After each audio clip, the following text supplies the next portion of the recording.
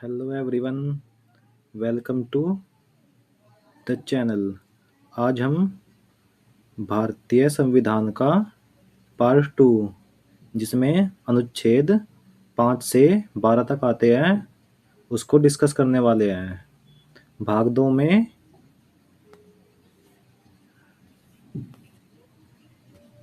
में नागरिकता नागरिकता मतलब सिटीजनशिप का वर्णन किया गया है। ठीक है, तो आइए देखते हैं इसके बारे में। सबसे पहले स्रोत स्रोत मतलब जो नागरिकता है हमारे संविधान में, ये किस देश के संविधान से ली गई है।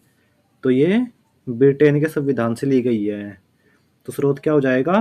ब्रिटेन का संविधान। ब्रिटेन की तरह भारत में भी एकल नागरिकता है, क्योंकि भारत के संविधान में जो नागरिकता का प्रावधान है वह ब्रिटेन से लिया गया है। अतः ब्रिटेन की तरह भारत में भी एकल नागरिकता होगी। एकल नागरिकता का मतलब यह नहीं होता कि भारत में रहने वाले नागरिक केवल भारत के ही नागरिक होंगे, किसी अन्य देश के नहीं। एकल नागरिकता का मतलब ये होता है कि भारत में रहने वाले नागरिक केवल भारत के नागरिक होंगे, किसी राज्यों के नागरिक नहीं होंगे।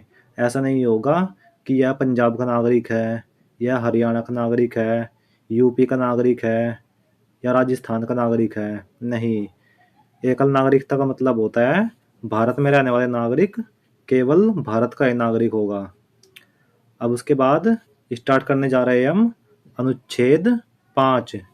अनुच्छेद 5 में है, कोई भी व्यक्ति भारत का नागरिक होगा यदि वह निम्नलिखित 3 शर्तों में से किसी एक को भी पूरी करे। अनुच्छेद 5 में क्या है कि कोई भी व्यक्ति भारत का नागरिक तब कहलाएगा यदि वह नीचे दी गई 3 शर्तों में से किसी एक को भी पूरी करे। पहली शर्त क्या है? यदि उसका जन्म भारत में हुआ हो। दूसरी शर्त है संविधान लागू होने के पहले भारत में रह रहा हो। दूसरा है उसके माता पिता में से किसी एक का जन्म भारत में हुआ हो। ठीक है भाई, सबसे पहला क्या है इसमें? सबसे पहली शर्त हो जाती है यदि उसका जन्म भारत में हुआ हो। दूसरा, संविधान लागू होने से पहले वह भारत में रह रहा हो। और तीसरा, उसके माता पिता में से किसी एक का जन्म भारत में हुआ हो। यदि कोई भी व्यक्ति इन 3 शर्तों में से किसी एक को भी पूरी कर लेगा तो वह भारत का नागरिक होगा। ठीक है भाई। अनुच्छेद 5 में क्या है? अनुच्छेद 5 में है कि कोई भी व्यक्ति भारत का नागरिक कब कहलाएगा?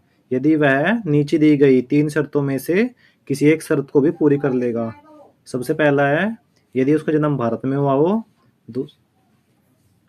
दूसरा है संविधान लागू होने के पहले से वह भारत में रह रहा हो। और तीसरा है उसके माता पिता में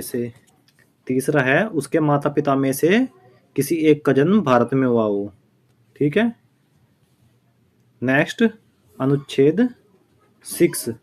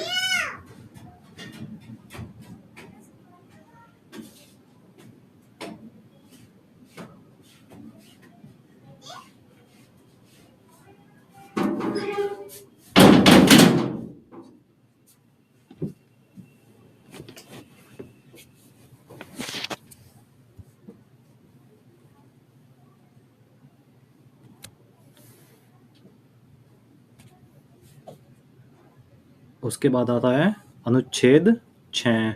अनुच्छेद में क्या है कि यदि कोई व्यक्ति भारत से पाकिस्तान आया है तथा उसके माता पिता या दादा दादी अविभाजित भारत में पैदा हुए हैं तो वह भारत का नागरिक बन सकता है यदि वह निम्नलिखित दो शर्तों में से कोई एक शर्त भी पूरी कर लेता है। इसमें क्या दे के रखा है? इसमें ये दे के रखा है, यदि कोई व्यक्ति पाकिस्तान से भारत आया है तथा उसके माता पिता या दादा दादी अविभाजित भारत में पैदा हुए हैं। अविभाजित भारत का मतलब होता है कि पार्टीशन से पहले जो एरिया अभी के भारत के अंदर आता है वहां पर पैदा हुए हैं तथा वह निम्नलिखित दो शर्तों में से किसी एक कोई पूरी कर लेता है तो वह भारत का नागरिक कहलाएगा। सबसे पहले वह 19 जुलाई 1948 से पूर्व भारत आया हो तथा तब से भारत में सामान्य रूप से रहता हो। नंबर दूसरी शर्त क्या है? 19 जुलाई 1948 को या इसके बाद भारत आया हो तथा उसने नागरिकता के लिए पंजीकरण कराया हो। ठीक है भाई। अनुच्छेद 6 में कहते अनुच्छेद 6 में बहुत सिंपल सी बात कही गई है कि कोई भी व्यक्ति भारत से पाकिस्तान आया है तथा उसके माता पिता या दादा दादी में से कोई भी अविभाजित भारत में पैदा हुए हो तो वह भारत का नागरिक बन सकता है। उसके लिए दो शर्तें दी गई है, अगर वो एक को भी पूरी कर ले जाएगा तो वह भारत का नागरिक कहलाएगा। शर्त नंबर 1 है 19 जुलाई 1948 से पहले भारत आया हो तथा तब से भारत में सामान्य रूप से रह रहा हो। दूसरी शर्त क्या होती है? वह 19 जुलाई 1948 को या इसके बाद भारत आया हो तथा उसने नागरिकता के लिए पंजीकरण कराया हो। यदि वह इन दो शर्तों में से किसी एक को पूरी कर लेगा तो वह भारत का नागरिक कहलाएगा। उसके बाद आता है अनुच्छेद नंबर 7। अनुच्छेद 7 कहता है कोई व्यक्ति जो 1 मार्च 1947 के बाद भारत से पाकिस्तान चला गया हो तथा बाद में फिर से भारत लौट आया हो वह भी भारत का नागरिक बन सकता है। इसमें क्या है? इसमें एक तारीख दी गई है 1 मार्च 1947।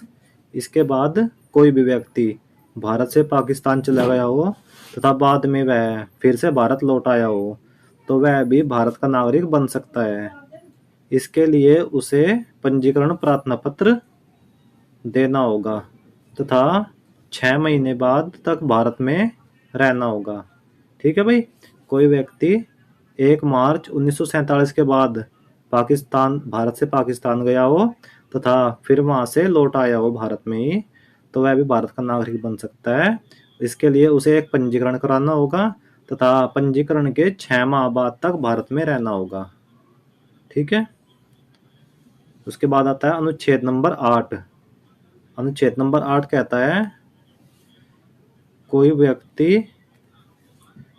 व्यक्ति जिसके माता पिता या दादा दादी अविभाजित भारत में पैदा हुए हो लेकिन वह व्यक्ति भारत के बाहर रह रहा हो तो वह भारत की नागरिकता प्राप्ति के लिए आवेदन कर सकता है। ठीक है भाई। कोई भी व्यक्ति जिसके माता पिता या दादा दादी अविभाजित भारत में पैदा हुए हो लेकिन वह व्यक्ति भारत के बाहर रह रहा हो तो वह भारत की नागरिकता प्राप्ति के लिए आवेदन कर सकता है। ठीक है। इसमें कोई ज़्यादा डिफिकल्ट चीज़ नहीं है, सीधा सा स्टेटमेंट है, सबको समझ में आ गया होगा। उसके बाद आता है अनुच्छेद नंबर 9।